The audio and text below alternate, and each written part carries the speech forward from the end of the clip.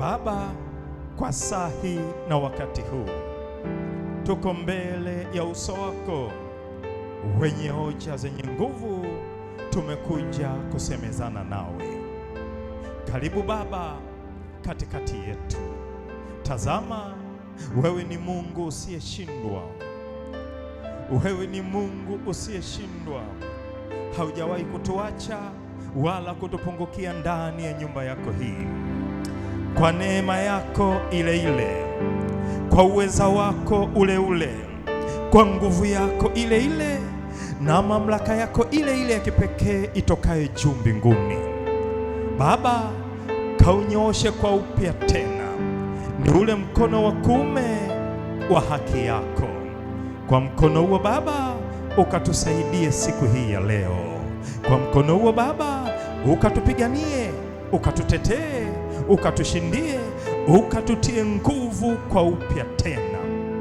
Ninakushukuru Baba kwa kuwa imekuwa, nami nimeomba na kuamini, ni katika jina la Yesu Kristo wa Nazareti. Nisikie kila mwenye pumzi ya uhai akisema amen. Amen. Niombe sasa kila mmoja aweze kuketi mahala pake. Ukiwa unaketi, tuwashangilie waimbaji wetu wanapoenda kuketi. Ongeza makofi ya shangwe na vigeregele, kwa kuwa kazi yao ni njema machoni pa Bwana. Bwana Yesu asifiwe. Bwana Yesu apewe sifa.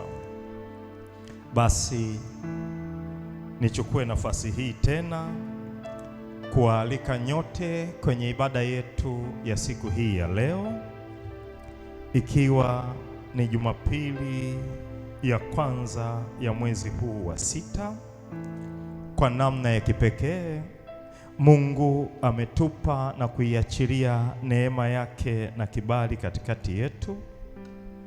Tumeweza kukutana tena kuweza kulisikia lile neno lake ambalo ameliandaa siku hii ya leo juu yetu na juu ya kesho yetu. Amen, amen. Sasa nikuombe walau kwa dakika chache. Nikuombe walau kwa dakika chache tunapokwenda kusikia na kujifunza neno la Mungu siku hii ya leo. Uniazime masikio yako kuliko ulivyowahi kuniazima siku zote nikiwa nafundisha kwa habari ya neno la Mungu. Leo kwa pamoja tutajifunza kwa habari ya kichwa cha somo kinachosema vifungo. Mwambie jirani yako vifungo. Vifungo. Rudia tena, mwambie vifungo. Vifungo. Rudia tena, mwambie vifungo. Vifungo. Amen. Sasa kwa kuwa tutajifunza kwa habari ya kichwa cha somo kinachosema vifungo, nitatoa maelezo machache kabla ya kuelekea kwenye kiini cha somo hilo. Unapozungumzia vifungo, ina maana ya vitu vikuu vitatu. Unapozungumzia vifungo, ina maana ya aliyefunga, aliyefungwa na kifungo chenyewe. Ninarudia tena. Unapozungumzia vifungo, ina maana ya vitu vikuu vitatu. Yupo aliyefunga, yupo aliyefungwa, na kipo kifungo chenyewe. Amen, amen. Amen. Ninahama sasa hapo. Kuna vifungo vya aina kuu tatu.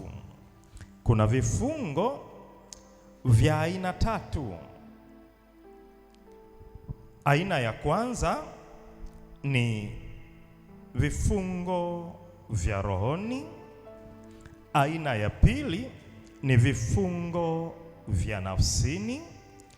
Aina ya tatu ni vifungo vya mwilini. Sasa leo tutaangalia kwa habari ya vifungo vya mwilini. Lakini kabla ya kuangalia kwa habari ya vifungo vya mwilini, Nitakugusia kichache, nitaongea kwa machache kwa habari ya hivi vifungo vya rohoni na vifungo vya nafsini. Bila shaka unaweza ukajiuliza, je, kuna vifungo kweli vya rohoni? Roho inaweza ikafungwa? Je, kuna vifungo kweli vya nafsini? Nafsi ya mtu inaweza ikafungwa? Nikiongelea kwa habari ya rohoni, roho inaweza ikafungwa. Kwa nini roho inaweza ikafungwa? Roho ina viungo visivyopungua vitano. Roho ina viungo visivyopungua vitano. Roho ina uwezo wa kuona kwa maana ina macho. Roho ina uwezo wa kusikia kwa kuwa ina masikio. Roho ina uwezo wa kuongea, wa kusema kwa kuwa ina kinywa. Roho ina uwezo wa kushika kwa kuwa ina mkono. Roho ina uwezo wa kutembea kwa kuwa ina miguu. Ndio maana kuna mahala kwenye Biblia imeandika, Mungu akayaona mateso ya watu wake walioko Misri. Mungu akasikia kilio cha watu wake walioko Misri. Roho ikaona, ina macho, ikasikia, ina masikio. Kumbe inaweza ikafungwa. Lakini nafsi vile vile, nafsi ya mtu nayo ina uwezo wa kufungwa. Ninapoongelea nafsi, japo si somo langu leo, ninapozungumzia nafsi ya mtu, ili iitwe nafsi, imeundwa na vitu visipopungua vinne. Kwenye nafsi unaweza ukaikuta nia, utashi, hisia na moyo. Hivi vitu vimesababisha iitwe nafsi, ndivyo vilivyounda nafsi. Kwa hiyo nafsi ya mtu ikifungwa, ujue nia imefungwa, utashi umefungwa, hisia imefungwa na moyo wake umefungwa. Lakini ndani ya hiyo nafsi kipo kitu kimojawapo kilichounda nafsi, ambayo ni nia. Wakati huo na nia nayo ina vitu vilivyobeba. Kwenye nia kuna elimu, kwenye nia kuna ujuzi, kwenye nia kuna maarifa. Kwa hiyo nafsi ikiwa imefungwa, maana yake elimu, ujuzi na maarifa vilivyopo ndani ya nia vyote vimefungwa. Sasa tuende sehemu kuu ya siku hii ya leo, tukaangalie kwa habari ya vifungo vya mwili. Alafu Mungu akitupa neema na kibali, hapo katikati ya wiki tutashambulia eneo la vifungo vya rohoni na vifungo vya nafsini. Sasa kwa pamoja tutaangalia kwa habari ya vifungo vya mwilini, kwa maana mwili unaweza kufungwa. Mwili unaweza kufungwa. Mwili wa mwanadamu unaweza ukafungwa. Shetani ana uwezo wa kuufunga mwili wa mtu. Shetani ana uwezo wa kufunga mwili wa mwanadamu. Ninamsihi sana Mungu Roho Mtakatifu leo anipe utulivu, walau niweze kuwa mwalimu mwema katika mafundisho haya. Kile kitabu cha Luka 13 mstari ule wa 16, tuone, je, mwili wa mtu ambaye ndiye wewe mwenyewe, je, unaweza ukafungwa na shetani? Luka 13 mstari ule wa 16 imeandikwa, na huyu mwanamke aliye wa uzao wa Ibrahimu, ambaye shetani amemfunga miaka 18, hii haikupasa afunguliwe kifungo hiki siku ya Sabato? Ninarudia, Luka 14:16 imeandikwa, na huyu mwanamke aliye wa uzao wa Ibrahimu, ambaye shetani amemfunga miaka 18 hii, haikupasa afunguliwe kifungo hiki siku ya Sabato?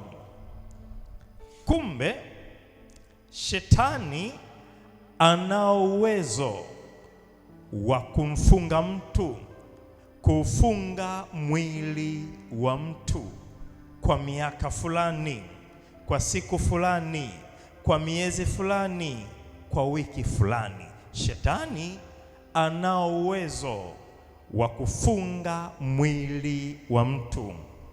Hapa kwenye Biblia tunaona kwamba alikuwepo mama mmoja. Mama huyu alikuwa amepindana mgongo, hawezi, ni dhaifu, kwa umri wa miaka 18 alikuwa hawezi, amepindana. Lakini kazi hii ilikuwa ni kazi ya shetani. Aliweza kuufunga huu mwili kwa kipindi chote hicho.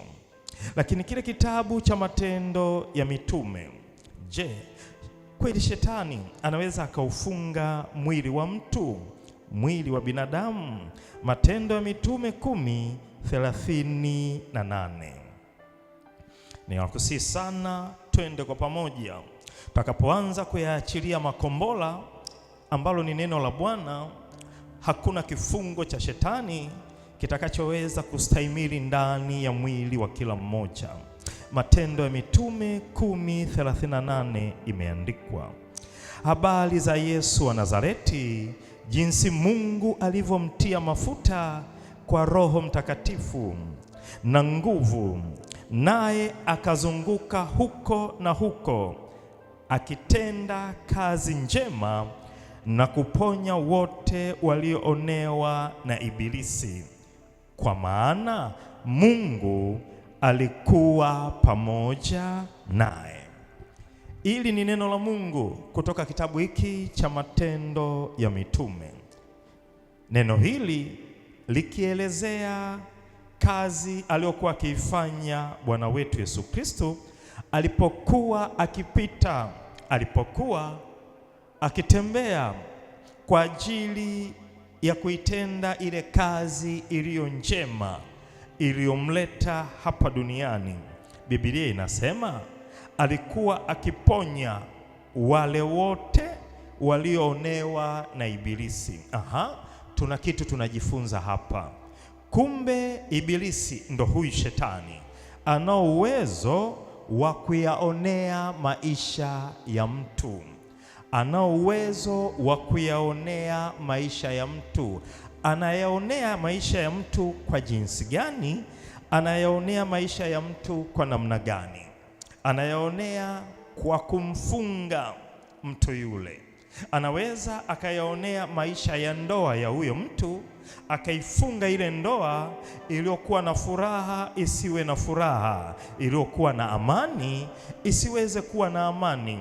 Ana uwezo wa kuyaonea maisha ya mtu kwa kuwa sehemu ya kifungo, eneo la kazi ya huyo mtu, eneo la baraka ya huyo mtu, eneo la uzao ya huyo mtu, eneo la huduma ya huyo mtu. Lakini Bwana wetu Yesu Kristo alipokuwa akizunguka, aliifanya kazi moja ya kuwaponya wale wote ambao walikuwa wakionewa na shetani. Shetani ana kawaida ya kuwaonea watu kwa njia ya vifungo. Akiingia eneo fulani la maisha yako na kugeuka kuwa aina fulani ya kifungo, kama eneo hilo ulikuwa na furaha, huwezi kuwa na furaha tena. Kama eneo hilo ulikuwa na amani, amani haiwezi kuwepo tena. Kama eneo hilo lilikuwa la baraka, baraka hiyo haiwezi kuwepo tena. Amekaa yeye kama sehemu ya kifungo ili kukutaabisha wewe, ili kukutesa wewe, ili kukuhuzunisha wewe. Bwana Yesu asifiwe. Bwana Yesu apewe sifa. Amen. Sasa tumeona na tukaangalia kwamba mwili wa mwanadamu, mwili wa mtu unaweza kufungwa na shetani, tukayaona hayo maandiko. Lakini tupige tena hatua moja zaidi. Huyu shetani ambaye ana uwezo wa kuufunga huu mwili wa mtu, huu mwili wa mwanadamu, asili ya huu mwili ambao shetani ana uwezo wa kuufunga, asili ya huu mwili unatokana na nini? Asili ya huu mwili unatoka wapi? Tufahamu asili ya hiki kitu ambacho shetani ana uwezo wa kukitenda kama atakavyo. Je, asili ya huu mwili ambao shetani anaufunga, asili yake ni ipi? Shetani akiwa ndiye mfungaji anaufunga, hiki anachokifunga kinatokea wapi? Asili yake ni nini mpaka ana jeuri ya kugeuka na kuwa aina yoyote ile ya kifungo juu ya huu mwili? Tutaangalia maandiko kadha wa kadha kutoka kwenye kitabu kitakatifu ambacho ni Biblia. Tuone, je, asili ya huu mwili ni nini? Asili ya huu mwili ni udongo. Hebu mwambie jirani yako, asili ya mwili wako ni udongo. Asili ya mwili wako ni udongo. Rudia tena. Asili ya mwili wako ni udongo. Rudia tena. Asili ya mwili wako ni udongo. Amen. Amen. Sasa kuna maandiko machache tutaangalia kutoka kwenye kitabu cha Biblia takatifu, tuone, je, asili ya miili yetu ni udongo kweli? Na je, kama ni udongo, huyu jamaa anapata wapi jeuri ya kutenda kama atakavyo? Tufungue kile kitabu cha Mwanzo 2 sura ile ya pili mstari ule wa 7. Mwanzo 2 mstari ule wa 7 imeandikwa, Bwana Mungu akamfanya mtu kwa mavumbi ya ardhi, akampulizia puani pumzi ya uhai, mtu akawa nafsi hai. Narudia, Bwana Mungu akamfanya mtu kwa mavumbi ya ardhi, akampulizia puani pumzi ya uhai, mtu akawa nafsi hai. Tunaanza kuona sasa asili ya mimi, ya kwako, asili ya huu mwili wangu, asili ya mwili wako ilianzia wapi?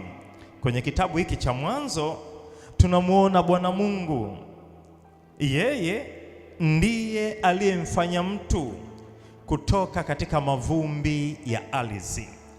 Baada ya hapo akaipulizia puani pumzi ya uhai, mtu yule akawa nafsi hai. Mwanzo 18 27. Mwanzo sura ile ya 18:27 imeandikwa, Ibrahimu akajibu akasema, basi nimeshika kusema na Bwana, nami ni mavumbi na majivu tu. Ninarudia, Ibrahimu akajibu akasema, basi nimeshika kusema na Bwana, nami ni mavumbi na majivu tu. Tunaiona asili ya mtu inatokana na ardhi na mavumbi ya ardhi. Asili ya mwanadamu, asili ya mwanadamu, ya mtu inatokana na ardhi, mavumbi ya ardhi. Kile kitabu cha Ayubu 33, Ayubu 33:6. Twende tuko pamoja, utaelewa wapi tunakwenda. Ikiwa nateremka utanielewa tu. Ayubu 33:6 imeandikwa, tazama, mimi ni mbele ya Mungu kama ulivyo wewe, mimi nami nilifinyangwa katika udongo. Narudia, Ayubu 33:6 imeandikwa, tazama, mimi ni mbele ya Mungu kama ulivyo wewe, mimi nami nilifinyangwa katika udongo. Kumbe asili zetu sisi, mwanzo wetu sisi, tumeumbwa kutokea kwenye mavumbi ya ardhi, tu udongo. Miili yetu ni udongo. Na kusomea maandiko hayo, alafu baadaye utajua ni kwa nini shetani ana uwezo wa kumfunga mtu, ama ni kwa nini shetani ana uwezo wa kupanda kitu ndani ya miili yetu. Kumbe sisi ni udongo, unaweza ukapandwa chochote kile. Ayubu 34 sura inayofuata mstari ule wa 15 imeandikwa, wenye mwili wote wataangamia pamoja, nao wanadamu watarejea tena kuwa mavumbi. Wenye mwili wote wataangamia pamoja, nao wanadamu watarejea tena kuwa mavumbi. Utarudi kule ulikotoka ambako ni mavumbini. Zaburi 10:18 imeandikwa, Zaburi 10:18 imeandikwa, ili kumhukumu yatima naye aliyeonewa, binadamu aliye udongo asizidi kudhulumu. Ninarudia, ili kumhukumu yatima naye aliyeonewa, binadamu aliye udongo asizidi kudhulumu. Tunaona kwamba binadamu ni udongo, asili yake ni mavumbini, asili yake ni udongo. Kitabu cha Isaya 64:8, 64:8, Isaya 64:8 imeandikwa, lakini sasa, e Bwana, wewe u baba yetu, sisi tu udongo. Lakini sasa, e Bwana, wewe u baba yetu, sisi tu udongo, nawe umfinyanzi, nawe umfinyanzi wetu, sisi sote tu kazi ya mikono yako. Tunaona na kwenye kitabu hiki kinaelezea asili yetu sisi wanadamu. Tunatokea wapi? Chanzo chetu ni kipi? Kitabu kile cha Wakorinto wa kwanza sura ile ya 15 mstari ule wa 49. Wakorinto 1:15-49 imeandikwa, na kama tulivyoichukua sura yake yule wa udongo, na kama tulivyoichukua sura yake yule wa udongo, kadhalika tutaichukua sura yake yeye aliye wa mbinguni.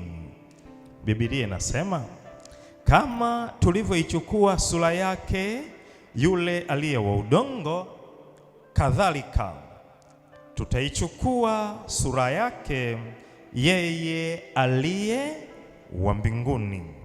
Tumeona sasa maandiko kadha wa kadha yanayoonyesha kwamba asili ya mwanadamu, asili ya uumbaji juu ya mtu, asili ya uumbaji juu ya mwanadamu, asili yake ni udongo. Hebu mwambie jirani yako, unalijua hilo? Unalijua hilo? Mwambie jirani yako, unalijua hilo? Unalijua hilo? Asili yako ni udongo. Asili yako ni udongo. Unalijua hilo? Unalijua hilo? Acha kulinga. Acha kuringa. Acha majivuno. Acha majivuno. Mlingane Bwana. Mlingane Bwana. Amen. Amen. Amen. Kumbe asili yetu sisi ni udongo, na neno limesema tutaenda huko. Sasa baada ya kuona kwamba shetani ana uwezo wa kuufunga mwili wa mtu ambaye ni binadamu, tukayaona maandiko, lakini tukasema, je, sisi ni udongo? Huu mwili ni udongo? Tukayaona maandiko kadha wa kadha yanaonyesha kwamba sisi kama wanadamu, asili ya uumbaji wetu ni udongo. Tuone sasa njia ambazo shetani huzitumia kuufunga mwili ambao ndio udongo. Sasa tuzione njia anazozitumia shetani kuufunga mwili ambao mwili huo ndio udongo. Njia ya kwanza, kupanda na kung'oa. Mwambie jirani yako, kupanda na kung'oa. Na kung'oa. Kupanda na kung'oa. Na kung'oa. Tuanze sasa kuiona njia ya kwanza ambayo shetani anaitumia kufunga huu mwili, baada ya kujua anao uwezo wa kuufunga mwili, baada ya kufahamu huu mwili chanzo chake, asili yake ya uumbaji ni wapi. Sasa hii kupanda na kung'oa ni njia mojawapo ambayo shetani anaitumia kuufunga huu mwili ambao asili yake, uumbaji wake ni udongo. Mhubiri 12:7. Mhubiri 12:7 imeandikwa, nayo mavumbi kuirudia nchi kama yalivyokuwa. Nayo mavumbi kuirudia nchi kama yalivyokuwa, nayo roho kumrudia Mungu aliyeitoa. Nayo mavumbi kuirudia nchi kama yalivyokuwa, nayo roho kumrudia Mungu aliyeitoa. Maana yake ni nini? Kumbe roho inapojitenga na mwili ndio unasema mtu amekufa. Roho inapojitenga na mwili, kila kimoja kinarudi sehemu yake kilipotoka. Yaani kila kimoja kinarudi mahala pake. Hii roho ilitoka wapi na huu mwili ulitoka wapi? Ndio maana siku zote huwa nawaambia, mtu ni roho yenye nafsi inayokaa ndani ya jengo ambalo ndio huu mwili. Mwili huu ulipotengenezwa ndani ya tumbo la mama, Mungu analo ghala lake la roho zake. Ameuona mwili umetengenezwa ndani ya tumbo la mama fulani. Juu ya huo mwili, katika ule ulimwengu wa roho, kwenye udongo wa kawaida watu hupanda na kung'oa. Kwenye udongo wa kawaida mtu anaweza akapanda na akang'oa. Kwa hiyo na kwenye mwili ambao ni udongo kuna uwezo wa kupanda vitu mbalimbali. Unaweza ukawa ni dhaifu sasa, unaweza ukawa ni mgonjwa sasa, lakini kumbe udhaifu ulionao, ugonjwa ulio nao asili yake, chanzo chake ni pando ambalo shetani amelipanda ndani yako. Neno la Mungu linasema Mungu ni roho. Kile kitabu cha Yohana 4:24 neno lake linasema Mungu ni roho. Mungu ni roho, nao wamwabuduo yeye imewapasa kumwabudu katika roho na kweli. Mungu ni roho. Yohana 4:24, Mungu ni roho, nao wamwabuduo yeye imewapasa kumwabudu katika roho na kweli. Sasa unisikilize kwa makini hapa. Lakini pamoja na kwamba Mungu ni roho, aliweza kupanda bustani. Unisikilize makini. Mungu ni roho, lakini pamoja ya kwamba Mungu ni roho, Mungu ni roho, ile roho iliweza kupanda bustani. Mwanzo 2:8. Tuone, je, ni kweli roho ina uwezo wa kupanda? Kitabu kile cha Mwanzo sura ya 2 mstari ule wa 8. Bwana Mungu akapanda bustani upande wa mashariki wa Edeni, akamweka ndani yake huyo mtu aliyemfanya. Narudia, Bwana Mungu akapanda bustani upande wa mashariki wa Edeni, akamweka ndani yake huyo mtu aliyemfanya. Tumeona kwamba Mungu ni roho. Huyu Mungu ni roho.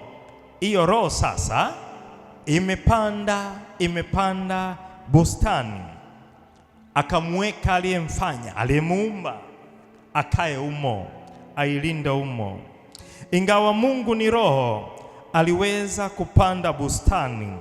Kumbe roho zinaweza kupanda katika udongo wa kawaida. Ndo wewe sasa. Mungu ni roho, aliweza kupanda bustani. Kumbe roho zinaweza kupanda katika udongo wa kawaida. Nitakuonyesha maandiko kadha wa kadha kwenye Biblia ambaye Mungu ni roho na akapanda. Kile kitabu cha Zaburi 104:16. Kweli roho inaweza ikapanda? Zaburi 104 mstari wa 16. Kama roho inaweza ikapanda, basi shetani ana uwezo wa kupanda chochote kile, kwa kuwa na yeye ni roho kwenye miili yetu, kwa kuwa asili yake ni udongo. Zaburi 104:16 imeandikwa, miti ya Bwana nayo imeshiba, mielezi ya Lebanoni aliyoipanda. Miti ya Bwana nayo imeshiba, mielezi ya Lebanoni aliyoipanda. Bwana Yesu asifiwe. Amen. Bwana Yesu apewe sifa. Amen. Tunaona hapa Mungu ni roho, na ile roho ina uwezo wa kupanda katika udongo wa kawaida. Hesabu 24:6. Kitabu kile cha Hesabu sura ya 24 mstari wa 6. Je, ni kweli roho inaweza ikapanda? Imeandikwa, mfano wa bonde zimetandwa, mfano wa bustani kando ya mto, mfano wa mishubili aliyoipanda Bwana, mfano wa mielezi kando ya maji. Mfano wa mishubiri aliyoipanda Bwana. Huyu Bwana ndiye Roho. Kumbe Roho inaweza ikapanda. Kumbe kuna mapando ambayo hayajapandwa. Tumeona Roho inaweza ikapanda. Kumbe kuna mapando ambayo hayajapandwa na Mungu na yanatakiwa yang'olewe. Kile kitabu cha Mathayo 15:13. Mathayo sura ile ya 15:13 imeandikwa hivi: akajibu akasema, kila pando asilolipanda Baba yangu wa mbinguni litang'olewa. Akajibu akasema, kila pando asilolipanda Baba yangu wa mbinguni litang'olewa. Huyu Baba wa mbinguni ndiye yule Mungu. Kumbe Roho ina uwezo wa kupanda, na kumbe kuna mapando yaliyopandwa kwenye maisha yetu ya kila siku, ambayo mapando hayo hakuyapanda Baba yetu wa mbinguni. Leo hii hayo mapando yanatakiwa yang'olewe. Pando la ugonjwa, pando la mauti, pando la ajali, pando la mikosi, pando la laana, pando la kupata na kupoteza, pando la aibu. Kuna mapando ambayo Baba wa mbinguni hakuyapanda, yanatakiwa yang'olewe. Yanatakiwa fanyaje? Na siku ya kung'olewa ni leo, sio kesho. Na saa ya kuyang'oa mapando hayo ni sasa. Hebu mwambie jirani yako, ni sasa. Ni sasa. Amen, amen. Amen. Kuna vitu ambavyo tunaendelea kuviona tunapoyasoma maandiko matakatifu. Baada ya kujua shetani anaweza kufunga, na baada ya kujua mwili ni udongo, na baada ya kujua Roho ina uwezo wa kupanda. Kumbuka shetani ambaye ni Ibilisi, baba wa uongo, joka wa zamani. Huyu shetani ana uwezo wa kupanda, na yeye mapando yake kwenye maisha yetu ya kila siku anaweza akapanda. Anapopanda yale mapando si ya baraka, si ya neema, isipokuwa ni mapando ya mikosi, ni mapando ya balaa, ni mapando ya nuksi. Hayo sasa sio Bwana aliyeyapanda. Mimi na wewe tumepewa mamlaka ya kuyang'oa kwa jina lake, kwamba kwa jina la Yesu nimetambua sasa hii hali nilionayo haitoki kwa Baba. Ni wewe uitwaye Ibilisi, shetani. Wewe ndio uliyeipanda hii hali kwenye maisha yangu, nami naikataa. Naikataa kwa namna gani? Naikataa kwa jinsi gani? Kwa kung'oa. Nasimama kinyume na pando la udhaifu ndani ya mwili wangu, na liamuru ling'oke. Nasimama kinyume na hili pando la magonjwa ndani ya mwili wangu, na liamuru ling'oke. Ukisema huwa inakuwa. Ukisema huwa inakuwa. Mungu alisema, na yale yote aliyoyasema aliyaona baada ya kusema kwake. Amen. Amen, amen. Amen. Na ukikaa kimya utayaona yale uliyoyakalia kimya kwa ukimya huo, ila ukitamka na utaona vile vile yale uliyoyatamka yamekuwa. 4:8 imeandikwa, kama mimi nilivyoona hao walimao maovu, kama mimi nilivyoona hao walimao maovu na kupanda madhara, uvuna yayo hayo.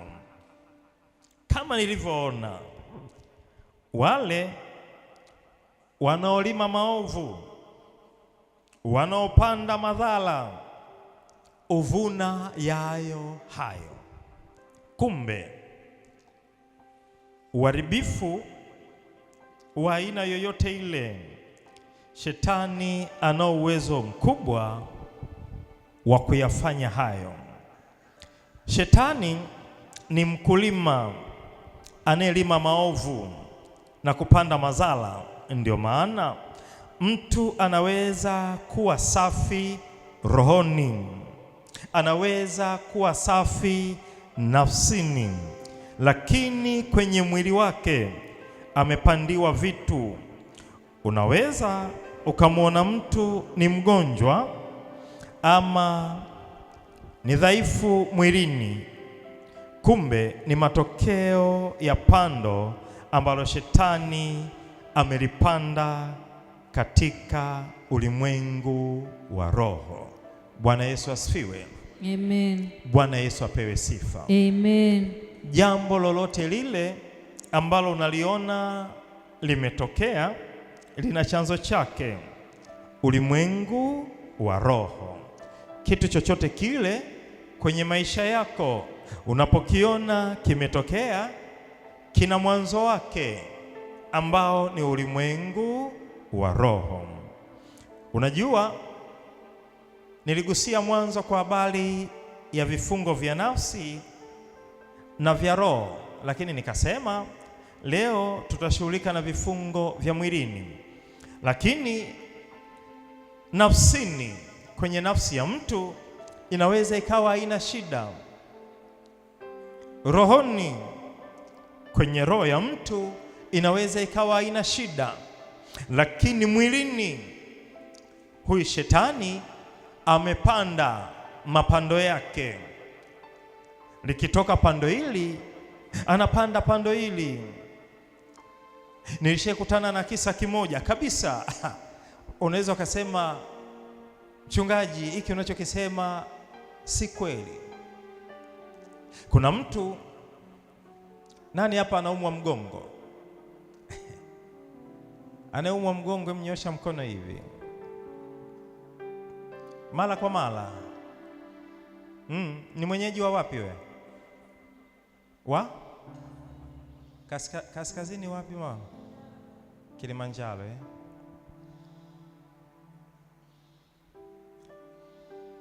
Hawajapanda migomba humo eh? Sogea hapa mbele. Njoo mama. Unaweza kukuta kuna kimalindi humo.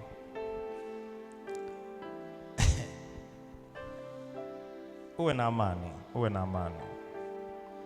Unatembea, mtu anaiona alizira, asema hapa kisukari kinanawili cha Bukoba. Sogea. Uwe na amani tu mama. Ni saa yako. Sogea tena. Umeshatumia dawa sana za hospitali, ikatoa majibu gani?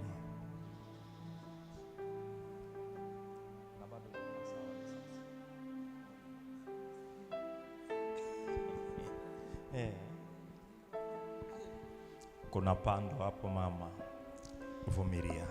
Sawa. Baba, ninakushukuru Mungu muumba wa mbingu na nchi. Ninaomba ulimwengu wa roho, ninaomba ulimwengu wa mwili. Kwa asili ni udongo. Yuko aliyepanda mazao yake kwenye mgongo huu. Siongei na masikio ya huyu mama tena. Sineni na masikio ya huyu mama tena. Ninaongea na mpandaji. Ninaongea na mpandaji. Wewe uliyepanda udhaifu, mabaya, magonjwa na mazao ya kishetani kwenye mgongo huu, na agiza kuanzia sasa kwa mamlaka ya jina la Yesu, ninang'oa mapando hayo yaliyopandwa kwenye mgongo huu kwa miaka mingi, kwa siku nyingi.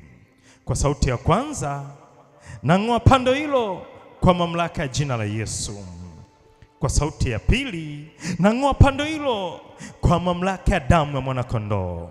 Naliamuru pando la kishetani, pando la kishetani lililopandwa kwenye mwili huu, lililopandwa kwenye mwili huu, naliamuru ling'oke, naliamuru ling'oke kwa damu ya Yesu, naliamuru ling'oke kwa jina la Yesu, kwa namna ya rohoni. Sasa na unyoosha mkono wangu wa kuume kwenye mgongo huo ulimwengu wa roho, kwa damu ya Yesu, kwa jina la Yesu. Na ng'oa sasa mapando hayo kwenye pingili za uti wa mgongo, na ng'oa sasa mapando hayo ulimwengu wa roho. Zao lolote la kishetani, zao lolote la kishetani ndani ya mwili wako, saa imefika ya zao hilo kung'oka, saa imefika ya pando hilo kung'oka ulimwengu wa roho, kwa jina la Yesu, kwa damu ya Yesu, kwa jina la Yesu, kwa damu ya Yesu. Na shindana sasa na wale wapandaji wanaopanda msimu wa masika, wanaopanda msimu wa vuli, msimu wa masika, kwa namna ya rohoni ulimwengu wa roho. Na nena nao sasa, imeandikwa naye akawashinda kwa damu ya mwanakondoo na kwa neno la ushuhuda wake. Kuanzia sasa kwa damu ya Yesu, kuanzia sasa kwa jina la Yesu, na washinda ulimwengu wa roho, na washinda ulimwengu wa roho, na washinda ulimwengu wa roho mliozoea kupanda mapando yenu ya kuzimu ndani ya huu mwili. Mapando ya kishetani, mapando ya kishetani, mapando ya kishetani ni mapando ya magonjwa, ni mapando ya madhao ya kishetani ndani ya huu mwili. Ninaagiza kuanzia sasa ulimwengu wa roho, ninaagiza kuanzia sasa ulimwengu wa roho, navunja mkataba sasa, ule mkataba wa mazao yenu ya kishetani ndani ya huu mwili. Navunja mkataba huo, navunja mkataba huo, navunja na agano lake, navunja mkataba huo, navunja na agano lake kwa damu ya Yesu, kwa jina la Yesu, kwa damu ya Yesu, kwa jina la Yesu. Saa imefika, nayo ni sasa. Ninawaamuru muhame kuanzia sasa, muhame kuanzia sasa. Hamtapanda zao lolote la kishetani ndani ya huu mwili, hamtapanda zao lolote la kishetani ndani ya mwili huu. Mazao ya kishetani na yang'oa, na yang'oa, na yang'oa ulimwengu wa roho, na yang'oa ulimwengu wa roho kwa jina la Yesu, kwa damu ya Yesu. Lile pando la udhaifu, lile pando la magonjwa ling'oke ulimwengu wa roho, ling'oke ulimwengu wa roho. Nami ninawaagiza kuanzia saa hii, mrudi mlikotoka. Makao yenu ni shimoni. Itii mamlaka hii kwa kuwa yatoka kwa Baba. Mrudi mlikotoka. Makao yenu ni shimoni, makao yenu ni shimoni. Mrudi mlikotoka, makao yenu ni shimoni. Naongea nanyi, ninyi ni roho tu mna masikio, ninyi ni roho tu mna masikio. Na waagiza kuanzia sasa, mrudi mlikotoka. Tii mamlaka hii, mrudi mlikotoka, muachilie huu mwili. Mrudi mlikotoka, muachilie huu mwili. Hamna mamlaka tena ya kutenda kazi ndani ya huu mwili, hamna mamlaka tena ya kutenda uharibifu ndani ya huu mwili. Na iona ile sadaka inawapa nguvu ya kuishi ndani ya huu mwili, inawapa nguvu ya kutenda uharibifu ndani ya huu mwili, inawapa nguvu ya kusimamia magonjwa ndani ya huu mwili. Kuanzia sasa, na ile sadaka mliopewa, ninaiharibu ulimwengu wa roho. Haijalishi ni sadaka ya damu ya ndege, ni sadaka ya damu ya mnyama, ni sadaka ya damu ya mwanadamu, na iamuru kuanzia sasa ulimwengu wa roho, ulimwengu wa mwili, na iamuru kuanzia sasa ulimwengu wa roho, ulimwengu wa mwili, kwa damu ya Yesu, kwa jina la Yesu. Na iondolea nguvu, nguvu ya kutenda kazi, nguvu ya kutenda kazi, na iondolea nguvu kuanzia sasa, kuanzia sasa, kuanzia sasa. Haitawapa nguvu. Moja, haitawapa uweza wa kuishi ndani yake. Mbili, haitawapa uweza wa kutenda uharibifu juu ya huu mgongo tena. Kuanzia sasa ulimwengu wa roho, kuanzia sasa ulimwengu wa roho. Nami ninawaamuru sasa, mrudi mkamwingie aliyewatuma, maana imeandikwa kwenye neno lako Baba, achimbaye shimo atatumbukia mwenyewe. Nami ninaagiza kuanzia sasa, aliyeyafanya haya, aliyeyatenda haya, na waagiza waharibifu ndani ya huu mwili, mkamwingie yeye aliyowatuma kwa njia ile ile, kwa njia ile ile mkamwingie yeye, kwa njia ile ile mkamwingie yeye, kwa njia ile ile mkamwingie yeye. Hii ni amri, mnakwenda sasa moja. Hii ni amri, mnakwenda sasa. Ikifika 3 mnamwingia yeye. Hii ni amri, mnakwenda kwa sauti ya pili, mkamwingie yeye kwa njia ile ile. Mnahama ndani ya mwili huu, mnakwenda mnamwingia yeye kwa sauti ya 3 iliyo kuu. Na waagiza ulimwengu wa roho, mumwingie yeye. Mateso, udhaifu, magonjwa, maumivu yahame ndani ya mwili wa mama huyu, yasitajwe tena, yasitajwe tena, yasitajwe tena, yasitajwe tena. Chochote alichokuwa anashindwa kufanya kazi, eneo lolote aliokuwa anashindwa kufanya kazi kutokana na udhaifu huo, kutokana na udhaifu huo, na iachilia neema ya uponyaji kwake, atafanya sasa. Na iachilia neema ya uzima kwake, atafanya sasa. Na iachilia neema ya uhai kwake sasa na hata milele yote, sasa na hata milele yote. Teso hilo lisisikike tena, teso hilo lisisikike tena, udhaifu huo usisikike tena. Kuanzia sasa, atakayenyosha mkono juu yako wa uharibifu huo, atakayenyosha mkono juu yako wa teso hilo, Baba, upanga wako ukamwage damu kwa yoyote yule atakayenyosha mkono wa uharibifu tena, atakayenyosha mkono wa teso tena, atakayenyosha mkono wa uharibifu tena juu ya mwili wa mama huyu. Naweka sheria ulimwengu wa roho, naweka sheria ulimwengu wa roho. Upanga wako ukamwage damu kwa aliye adui yake, kwa aliye mtesi wake, kwa aliye mtabishaji wake. Na kuanzia sasa, ile neema ya ushindi, ile neema ya ukombozi, na iamuru iwe juu yako sasa na hata milele yote.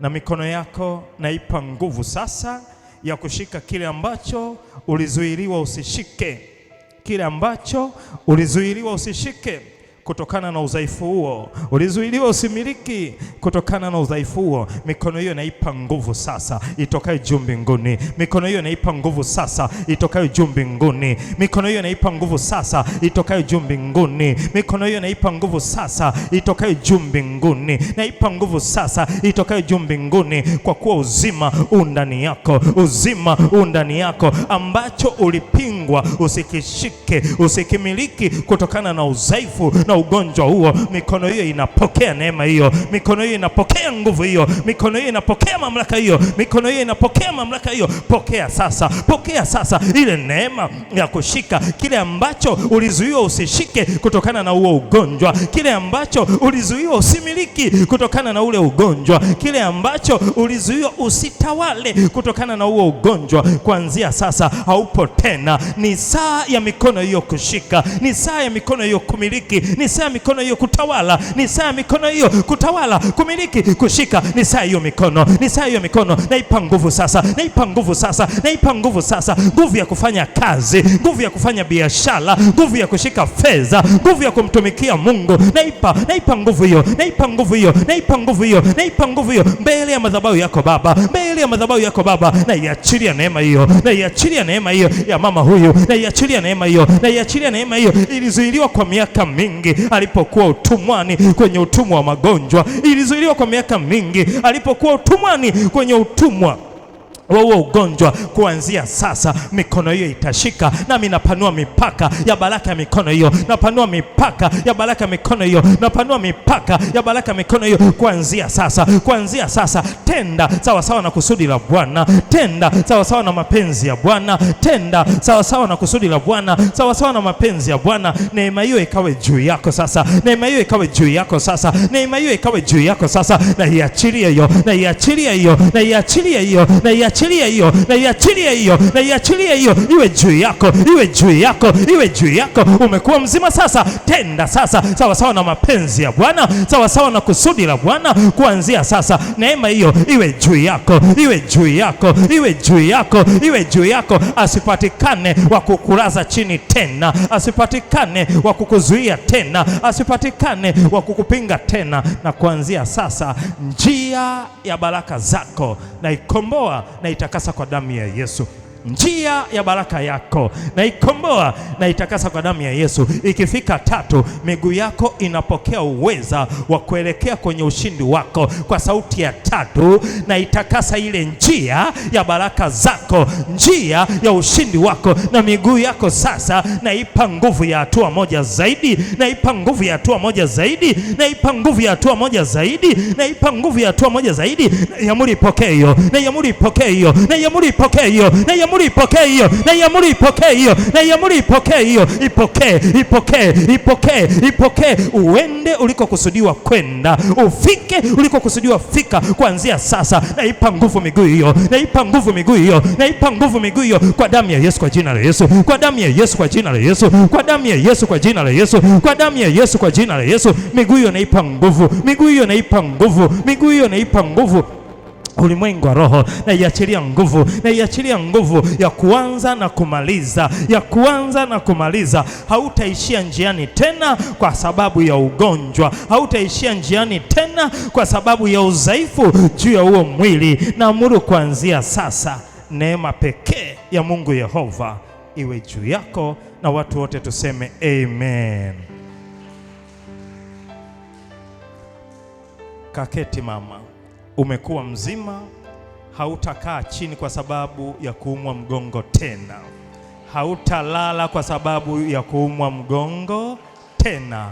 Hatua zako Bwana amezikomboa, baraka za mikono yako Mungu amezikomboa. Njia nyingine ya pili ambayo shetani anaitumia kuufunga mwili. Pepo anaweza kugeuka na kuwa chochote kile. Ana uwezo wa kugeuka na kuwa chochote kile. Shetani na mapepo wachafu wote ni roho na wanafanya kazi katika ulimwengu wa roho. Narudia tena, shetani na mapepo wachafu wote ni roho na wanafanya kazi katika ulimwengu wa roho. Wafalme wa kwanza 22 mstari ule wa 19 mpaka 23. Kitabu kile cha Wafalme wa kwanza 22:19 mpaka 23 imeandikwa. Mikaya akasema, sikia basi neno la Bwana. Nalimwona Bwana ameketi katika kiti chake cha enzi, na jeshi lote la mbinguni wamesimama upande wa mkono wake wa kuume na wa kushoto. Bwana akasema, ni nani atakayemdanganya Ahabu ili akwee Ramoth Gileadi akaanguke? Basi huyu akasema hivi na huyu hivi. Akatoka pepo akasimama mbele za Bwana akasema, mimi nitamdanganya. Bwana akamwambia, jinsi gani? Akasema, nitaondoka na kuwa pepo wa uongo kinywani mwa manabii wake wote. Akasema, utamdanganya na kudiriki pia, ondoka ukafanye hivyo. 23. Basi angalia, Bwana ametia pepo wa uongo kinywani mwa manabii wako hawa wote, naye Bwana amenena mabaya juu yako. Bwana Yesu asifiwe. Bwana Yesu apewe sifa. Amen. Njia nyingine ambayo shetani anaitumia kumfunga mtu, tunaona pepo ana uwezo wa kugeuka. Pepo ana uwezo wa kugeuka na kuwa chochote kile. Hapa tunaona kuwa huyu hakuwa pepo wa uongo, ila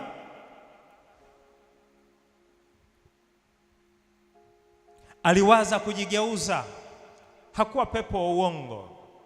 Wakati Mungu anafikiria ni nani nitakayemtuma aende, akajitokeza mbele za Bwana, nitume mimi, nitakwenda, nitakuwa pepo wa uongo. Tendo nitakuwa maana yake hauko hivyo, ila utakuwa. Aliwaza kujigeuza na kuwa pepo wa uongo, maana yake hakuwa pepo wa uongo. Tafsiri yake ni nini? Shetani na mapepo yake yanaweza kujibadilisha na kuwa umbo lolote wanalotaka. Shetani na mapepo wake wanaweza kujigeuza na kuwa umbo lolote wanalolitaka. Huyu hakuwa pepo wa uongo, lakini akasema nitakwenda, nitakuwa pepo wa uongo vinywani mwa manabii wake wote. Yamkini ni manabii wasiopungua 400. Mfalme anatafuta ushauri, utashinda. Kila mmoja anasema kwea utashinda, kwea utashindwa. Unawaza mbona hao kila mmoja anasema nitafanikiwa tu, nitafanikiwa. Ni akili zao kweli? Kumbe kameingia kajamaa kinywani mule, kanampotosha. Nenda ukafe vizuri, nenda ukaibike vizuri. Kumbe pepo ana uwezo kuingia kinywani mwa mtu akakupa ushauri mbaya. Pepo ana uwezo wa kuingia kinywani mwa mtu akakushauri yaliyo mabaya na yasiyo mema na yasiyo mazuri mbele za Bwana. Narudia tena, pepo, ushetani ana uwezo kuingia kabisa ndani ya mtu akashauri, kumbe ni ushauri wa kuzimu. Akashauri, kumbe ni ushauri wa kuzimu, na yale maneno yanayotoka kinywani mwake ni ya kuzimu chini. Usipokuwa makini unakwenda na maji. Usipokuwa makini unaaibika, unafedheheka, unachekwa. Shetani ana uwezo wa kugeuka na kuwa umbo lolote lile. Hapa amegeuka na kuwa pepo wa uongo. Ukisoma Biblia vizuri, wote walimshauri mfalme, nenda kwea mlimani, kwea, mpaka akatafutwa Mikaya. Ikafika mahali Mikaya akasema ngoja nikupe ya kweli, naliona 1, 2, 3. Baadaye akamwambia ni lini we Mikaya nikuapisha hata uniambie yaliyo ya kweli? Kamwekeni chumba cha ndani, kula yake hiyo ya shida mpaka nitakaporudi. Mikaya akamwambia wewe ukirudi, Bwana Mungu ninayemtumikia aliyenituma, ukirudi kwa amani, nikae chumba cha ndani, nile kwa shida, ninywe kwa shida, ukirudi Bwana kusema nami haya niliyokuambia. Sasa kile kitabu cha Wakorinto wa pili, nisije nikaama kwenye ili eneo. Wakorinto wa pili 11:14 imeandikwa. Wakorinto wa pili 11:14 imeandikwa, wala si ajabu, maana shetani mwenyewe hujigeuza awe mfano wa malaika wa nuru. Wala si ajabu shetani mwenyewe kujigeuza awe mfano wa malaika wa nuru. Na hawa ndani ya huduma wako wengi sana. Na hawa ndani ya makanisa wako wengi sana ambao shetani anawatumia. Wala si ajabu, maana shetani mwenyewe hujigeuza awe mfano wa malaika wa nuru. Pepo anatumwa akinuiziwa, awe kisu katikati ya moyo. Hivyo anabadilika na kuwa kisu kwenye moyo. Shetani ana uwezo wa kugeuka na kuwa chochote kile. Wewe unaweza ukafikiri ni maneno, sio maneno. Nilishabahatika kuishi mkoa wa Tanga, wilaya ya Muheza kwa miaka kadha wa kadha, lakini ukikutana na wazee, tuko barabarani, nataka nipite kashoti kati, anambia kijana, usipende kupita hizi njia za shortcut, fuata barabara, usipite shortcut. Na wala ukiona kitu barabarani usio mwepesi kubeba ama kukipiga teke. Wewe unafikiria ni maneno, kuna watu wameshapita kwenye mazingira hayo. Ni shetani kabisa. Wewe unaona kifuu cha nazi, kipige teke, ndo utajua hiki ni kifuu cha nazi au la. Kitakusemesha. We muone paka, mrushie jiwe, atakusemesha wakati wewe ulikuwa unajua ni paka. Shetani anavaa umbo la kitu chochote. Angalizo kwa vijana ambao hawajaoa wako hapa, kwa mabinti ambao hawajaolewa wako hapa. Achana na tamaa ya kiu ya haraka haraka ya kuoa ama kuolewa. Shetani akiwa anakutafuta, anaangalia ule mlango wa udhaifu wako ni upi. Nampenda kijana mwenye umri huu, anageuka anakuwa yule wa mfano unayempenda. Unaanza naye mahusiano, hujashangaa umetunga mimba, kanazaliwa katoto. Ako ni uzao wa kishetani katikati ya wanadamu. Nina somo ninaloliita uzao wa kishetani katikati ya wanadamu. Wako waliozaa kabisa na mashetani, wanakuja kueneza mbegu zao duniani kimwili. Anavaa umbile. Wewe nasema mtu, nimekutana na sampuli yangu ninayempenda. Wewe sema ninayempenda. Unamjua huyo? Umekutana naye mara ya kwanza tu Mlimani City, biashara zikaishia hapo, ukaondoka na ujauzito wake. Shetani ana njia nyingi. Usipomjua utakwenda na maji. Anao uwezo wa kugeuka na kuwa umbile lolote lile. I say, wewe ujui, ila narudia tena, ama Mungu akupe macho. Ninyi mnaopenda, kama ni kijana utakuja penda jini mwanamke.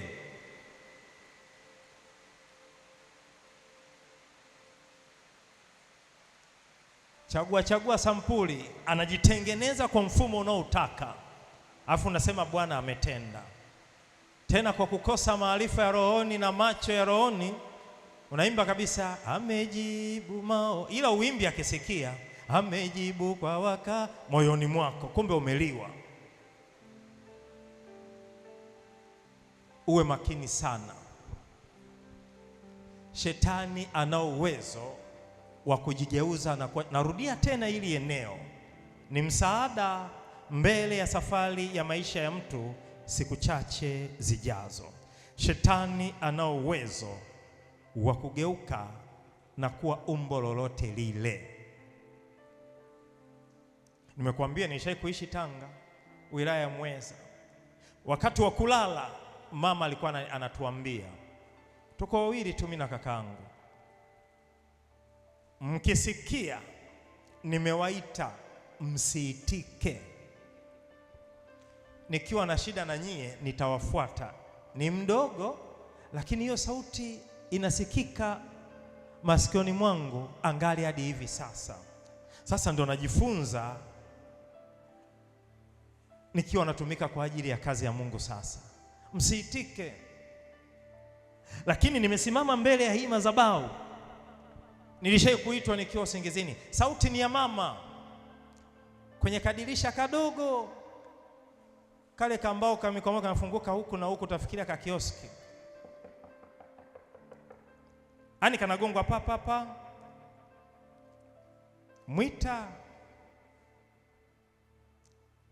Mwita, lakini sauti ya mama. Ila kwa kuwa nilishaambiwa nisiitike, sikuitika. Nikaketi kitandani naangalia, nikiangalia mlangoni wala mama hayupo. Ikabidi niende chumbani kwake nikamwamsha, akasema sikuita. Akasema ndio maana niliwaambia msiitike, nikiwa na shida nitawafuata. Ukiitika umekwenda. Nikasema neema nilionayo sasa, ingekuwa ni majira yale niliokuwa na waona wanaenda malaloni wasingeenda kwa jina la Yesu. Kwa nini nasema hivyo? Kile kijiji kila wiki 2 watatu na maiti kwa inapitishwa, watoto tunafungiwa ndani, lakini kwa kuwa sijui ni watukutu sielewi, yani utahakikisha unapenyeza kadirisha hivi na unachungulia, lakini lazima walale 2 watatu na amaanisha ni kweli. Mweza kijiji cha Genge kwisha habari yani wanakwenda. Sasa ndio unagundua kumbe sio kila leo kwa kilala na lala kwa wakati wa Bwana. Ukiitika umekwenda.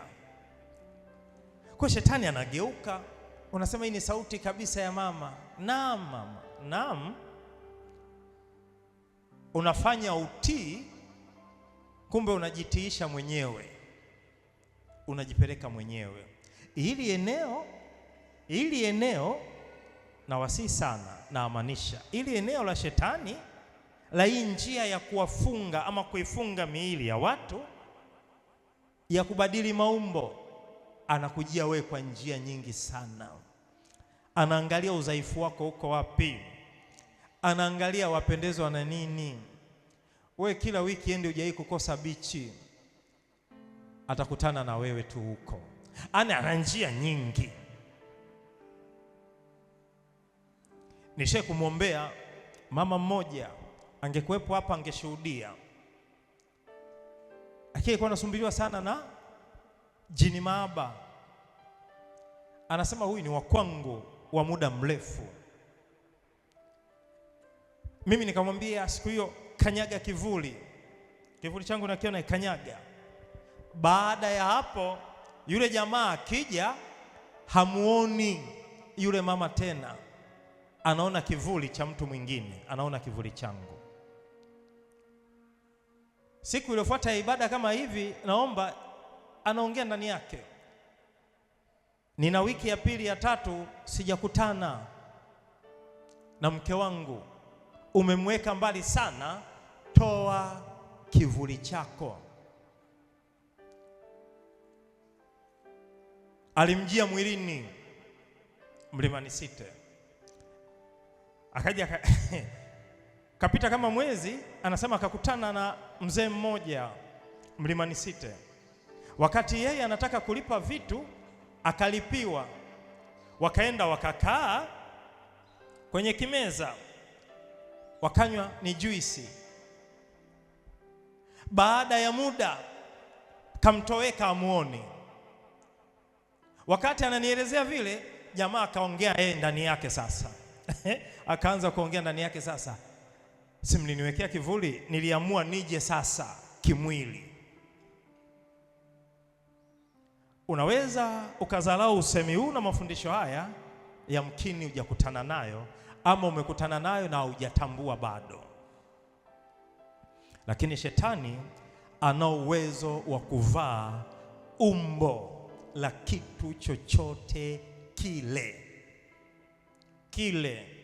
Usilione kila gari linalopita barabarani ni gari. Unalipenda. Usilione kila gari linalopita ukasema ni gari. Hujakutana nayo bado. Ila Mungu akusaidie kusimama kinyume na kila pando ambalo Baba wa mbinguni hakulipanda. Ana uwezo jamaa kugeuka kuwa gari. Yaani shetani mmoja anageuka kuwa gari na yeye ana drive. Niolewe na mwenye gari. Anajua udhaifu wako huko kwenye usafiri. Kumbe usafiri wenyewe ni shetani kageuka kuwa gari. Na anaendesha ni shetani.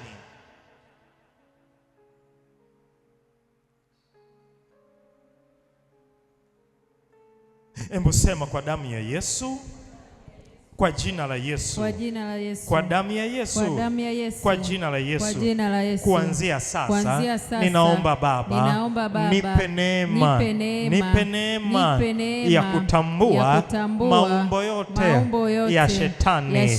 Nipe neema kwa damu ya Yesu, kwa jina la Yesu. Anaponijia kwa umbo lolote, nimtambue. Anaponijia kwa umbo lolote, nimtambue. Kuanzia sasa, ninaomba Baba, nisaidie. Nipe neema na kibali cha kuyatambua maumbo yoyote atakayoyatumia, atakayoyavaa kwa jina la Yesu, kwa damu ya Yesu. Akivaa umbo la mwanadamu, nipe neema ya kumtambua. Akivaa umbo la kitu chochote, nipe neema ya kumtambua kwa jina la Yesu, kwa damu ya Yesu.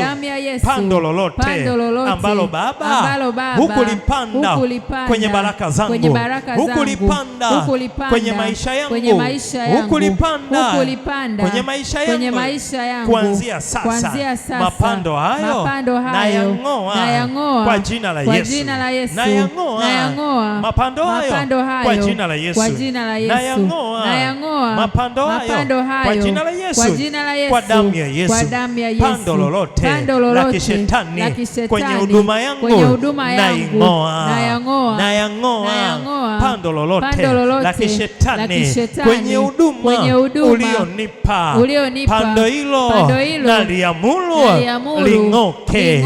Pando lolote la kishetani ndani ya kanisa hili la Mahanaimo, iwe ni binadamu, Baba amevaa umbo la kibinadamu, anatumika na ile nguvu ya kuzimu. Namng'oa kwa sauti ya kwanza, namng'oa kwa sauti ya pili, namng'oa kwa sauti ya tatu, namng'oa kwa sauti ya nne, namng'oa kwa sauti ya tano. Ewe pando la kuzimu, ni pando la kishetani ndani ya nyumba hii, kwa sauti ya tano na kung'oa, kwa sauti ya sita na kung'oa, kwa sauti ya saba na kung'oa, na kutupa kwenye lile ziwa la moto. Ubaki huko milele yote kwa jina la Yesu, kwa damu ya Yesu, kwa jina la Yesu. Nashindana ulimwengu wa roho na yale mapando ya kishetani. Nashindana ulimwengu wa roho na kila pando la kishetani lililopandwa juu yangu, juu ya uzao wangu, juu ya ndoa yangu. Leo nayang'oa mapando hayo kwa jina la Yesu, kwa damu ya Yesu, kwa jina la Yesu, na yang'oa mapando hayo kwa jina la Yesu, kwa damu ya Yesu, na achilia moto wa Bwana, na achilia moto wa Bwana. Kwa moto huo nateketeza kila pando la kishetani, nateketeza kila msitu wa kishetani, nateketeza kila poli la kishetani lililopandwa kwenye maisha yangu. Ninaamuru liteketee kwa moto wa Bwana, liteketee kwa moto wa Bwana, kwa jina la Yesu, kwa damu ya Yesu, kwa jina la Yesu. Na shindana ulimwengu wa roho, imeandikwa kila silaha itakayofanyika juu yangu haitafanikiwa. Kuanzia sasa, silaha yoyote itokanayo na lile pando la kishetani haitafanikiwa. Silaha yoyote itokanayo na lile pando la kishetani haitafanikiwa juu ya maisha yangu, kwa jina la Yesu, kwa damu ya Yesu. Ninaomba Baba, mara hii tu yale mapando ndani ya uzao wangu, yale mapando ndani ya uzao wangu, kuanzia sasa nasimama kinyume nayo. Ulimwengu wa roho na yang'oa, nasimama kinyume nayo. Ulimwengu wa roho na yang'oa kwa jina la Yesu, kwa damu ya Yesu, kwa jina la Yesu. Ninaomba Baba, mara hii tu, ninaomba Baba, mara hii tu nafanya vita na kila kifuniko cha kichawi, na kila kifuniko cha kichawi. Naongea na wewe jini uliyegeuka kuwa kifuniko cha uso, na ikamata nyundo ya Bwana, na pasua kifuniko hicho. Ni kifuniko cha uso, na kipasua kwa jina la Yesu. Wewe uliyekaa kwenye uso wangu kama kifuniko, nisionekane. Leo kifuniko hicho na kipasua. Ulimwengu wa roho naamuru kipasuke kwa jina la Yesu. Kuanzia sasa nionekane na yule aliyeandaliwa na Bwana kunishika mkono, kwa jina la Yesu, kwa damu ya Yesu, kwa jina la Yesu. Kuanzia sasa vifuniko vya kichawi ndani ya familia na vipasua. Vifuniko vya kichawi ndani ya familia na vipasua kwa jina la Yesu, na vipasua kwa damu ya Yesu, na vipasua kwa jina la Yesu, kwa damu ya Yesu. Nafanya vita ulimwengu wa roho, na shindana na kila aina ya kifuniko kwenye baraka zangu, na vunja na kupasua vifuniko vyote ulimwengu wa roho. Ninaamuru vivunjike kwa jina la Yesu, kwa damu ya Yesu. Hebu anza kupasua sasa vifuniko hivyo. Inawezekana ndoa imefunikwa, inawezekana elimu imefunikwa, inawezekana uso wako umefunikwa, inawezekana huduma yako imefunikwa, inawezekana kanisa lako limefunikwa. Kuanzia sasa simama kinyume na kila aina ya kifuniko. Umetambua kwamba shetani anao uwezo wa kuvaa umbile lolote lile. Yamkini amevaa umbile la kifuniko, akafunika uso wako, akafunika huduma yako, akafunika ndoa yako, akafunika elimu yako, akafunika baraka zako, akafunika kesho yako. Kuanzia sasa simama kinyume na kila aina ya kifuniko. Ulimwengu wa roho, jini yoyote aliyegeuka kwa kifuniko cha uso, aliyegeuka kwa kifuniko kwenye huduma hii, aliyegeuka kwa kifuniko kwenye kanisa hili, kwa namna rohoni, ulimwengu wa roho, kwa nyundo ya Bwana na pasua sasa vifuniko vyote. Ni vifuniko vya kichawi na vipasua ulimwengu wa roho, na vipasua ulimwengu wa roho kwa damu ya Yesu, kwa jina la Yesu, kwa damu ya Yesu, kwa jina la Yesu. Nashambulia sasa ulimwengu wa roho, nashambulia sasa ulimwengu wa roho kwa jina la Yesu, kwa damu ya Yesu, kwa jina la Yesu. Nafanya vita ulimwengu wa roho, nafanya vita ulimwengu wa roho. Baraka zangu zilizofunikwa mahala popote pale, na pasua vifuniko hivyo kwa namna rohoni, na vivunja vunja kwa damu ya Yesu, kwa jina la Yesu, kwa damu ya Yesu, kwa jina la Yesu. Natuma moto ulimwengu wa roho, natuma moto ulimwengu wa roho, na haribu sasa kila kazi ya kuzimu ulimwengu wa roho, ulimwengu wa roho. Shindana, shindana na falme hizo, shindana na majoka hao, shindana ulimwengu wa roho waliogeuka kuwa balaa, waliogeuka kuwa mikosi, na kiamuru kiyeyuke kifungo chochote, kifungo chochote ndani ya mwili wako. Amuru kiyeyuke sasa, amuru kiyeyuke sasa, amuru kiyeyuke sasa. Yamkini ni jini amegeuka kwa kifungo, amuru ayeyuke, aame sasa, achie kifua hicho sasa. Nakukataa sasa, nakukataa jini wa balaa, jini wa mikosi, jini wa nuksi, jini wa kuharibu mimba, jini wa balaa. Mkatae huyo na kutembeza ulimwengu wa roho, na kutembeza na watembeza wote, wanawake kwa wanaume, watoto kwa wazee, vijana, na watembeza, na watembeza kwa damu ya Yesu, kwa damu ya Yesu, kwa damu ya Yesu, kwa damu ya Yesu. Ulimwengu wa roho, ulimwengu wa roho, na wakusanya, na wakusanya, na wakusanya, na wakusanya, na wakusanya, na waleta ndani ya nyumba yako kwa namna ya rohoni, kwa jina la Yesu, kwa damu ya Yesu. Na ninaomba Baba, yoyote yule anayekanyaga ardhi hii akutane na muujiza wake, akutane na uponyaji wake, akutane na uzima wake, akutane na baraka zake, akutane na mafanikio yake, akutane na utawala wake, akutane na umiliki wake kwa namna ya rohoni. Ile haja ya moyo wake iliyomzungusha kila kona, iliyompeleka kila mahali, anapokanyaga tu ndani ya nyumba yako hii Baba, ninaamuru ulimwengu wa roho akutane na ile haja ya moyo wake, akutane na ile haja ya moyo wake. Anayetafuta uponyaji akapokee sasa, anayetafuta uzima akapokee sasa, anayetafuta kazi akapate sasa, anayetafuta biashara akapate sasa, anayetaka kukulingana wewe, kukutumikia wewe, ile haja ya moyo wake aipokee sasa kwa damu ya Yesu, kwa jina la Yesu. Amen. Shangilie Bwana, shangilie Bwana. Unaweza Bwana wa mabwana, wainua mfalme wa wafalme,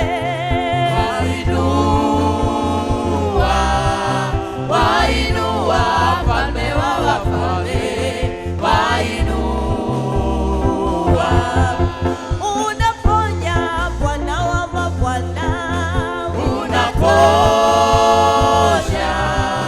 unaponya Bwana wa mabwana, unaponya, unaponya mfalme wa wafalme, unaponya, unaponya mfalme wa wafalme, unaponya. Wabariki Bwana wa mabwana, wabariki, wabariki Bwana wa mabwana, wabariki, wabariki Bwana wa mabwana, wabariki, wabariki Bwana wa mabwana.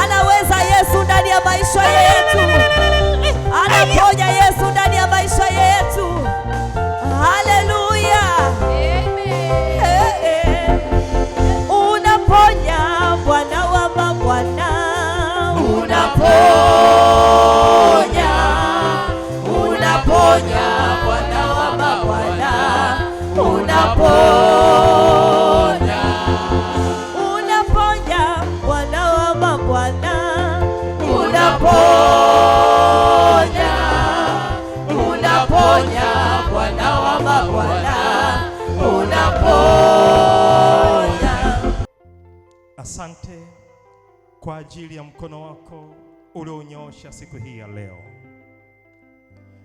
Umekuwa pamoja nasi tokea mwanzo wa ibada yetu.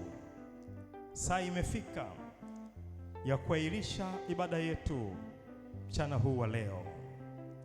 Baba, usiache kunyoosha mkono wako hata tutakapotoka ndani ya nyumba yako hii. Mkono wako ni uzima kwetu, ni baraka kwetu, ni ulinzi kwetu, ni ushindi kwetu, ni ngao na tegemeo kwetu. Usiache kunyoosha hata tutakapotoka ndani ya nyumba yako hii. Kwa jinsi ulivyotuleta Baba, ndivyo utakavyoturejesha kila mmoja kwa uweza wako na ukuu wako. Baba, wako ambao wanatumia vyombo vya usafiri na vikabidhi mikononi mwako, nikisimama kinyume na roho zote za ajali barabarani, roho zote za mauti kabla ya wakati wako, na vikomboa vyombo hivyo na vitakasa kwa uweza na nguvu ya damu yako takatifu.